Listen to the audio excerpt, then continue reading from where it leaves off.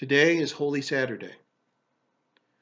This is the day the church throughout the world typically meditates on the death of Jesus and prepares for the evening celebration of the great vigil of Easter, celebrating Jesus' victory over death. Easter typically gathers millions of people together in our churches throughout the world. But not this year. In most places, gathering together tonight or tomorrow for Easter isn't possible due to the risks posed by the COVID-19 illness. This is a difficult and challenging time, especially for Catholics.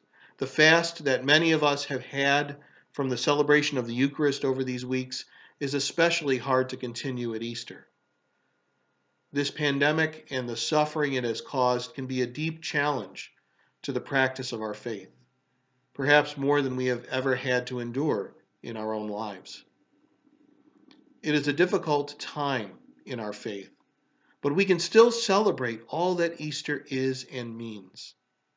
We can rejoice in the resurrection of Jesus and his victory over death. We can lift up in prayer our frustrations, our difficulties, our sorrows, and place them symbolically at the tomb of Jesus today. Many may be in mourning due to the loss of loved one from COVID-19 or other circumstances. We can spiritually bring them and their grief to the tomb of Jesus today. Many are unsure or anxious about the future, about finances, about caring for their families. We can bring that to the tomb of Jesus today.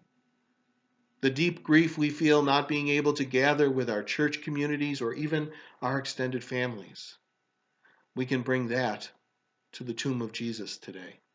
We can, in our minds and our hearts, take those things, our heavy burdens, our crosses, and imagine we are placing them at the tomb of Jesus.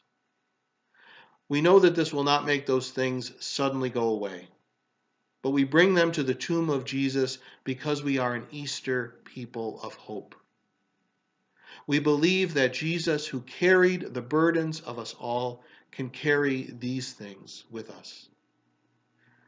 Because we know that life returns, life prevails. We know that spring is arriving and the earth renews itself. Life returns, life prevails. We know that these difficult days have a time limit, even if we don't know precisely what it is. The tombs of our distancing and quarantine will end. Life returns. Life prevails. We know that the dawn always comes. We know even though we can't be together for it, Easter comes right on time, and that God is never late. Life returns. Life prevails. Resurrection dawns.